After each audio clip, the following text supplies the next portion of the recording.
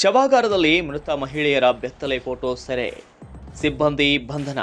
ಬೀದರ್ ಇಲ್ಲಿನ ಬ್ರಿಮ್ಸ್ ಜಿಲ್ಲಾ ಆಸ್ಪತ್ರೆಯ ಶವಾಗಾರದಲ್ಲಿ ಶವ ಪರೀಕ್ಷೆ ವೇಳೆ ಮೃತ ಮಹಿಳೆಯರ ಬೆತ್ತಲೆ ಫೋಟೋಗಳನ್ನು ಮೊಬೈಲ್ನಲ್ಲಿ ಸೆರೆ ಹಿಡಿಯುತ್ತಿದ್ದಂತಹ ಆರೋಪದ ಮೇಲೆ ಆಸ್ಪತ್ರೆಯ ಸಿಬ್ಬಂದಿಯಾದಂತಹ ಮುನೀರ್ ಅಹಮದ್ ಅವರನ್ನ ಪೊಲೀಸರು ಬಂಧಿಸಿದ್ದಾರೆ.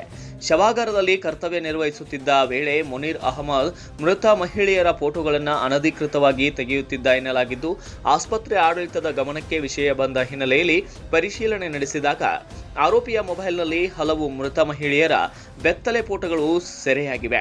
ಇನ್ನು ಈ ಕುರಿತು ಬ್ರಿಮ್ಸ್ ಆಸ್ಪತ್ರೆಯ ಮುಖ್ಯಸ್ಥ ಡಾಕ್ಟರ್ ಮೊಹಸಿನ್ ಉಲ್ ಹಕ್ ಅವರು ಬೀದರ್ ನ್ಯೂ ಟೌನ್ ಪೊಲೀಸ್ ಠಾಣೆಗೆ ದೂರು ನೀಡಿದ್ದಾರೆ.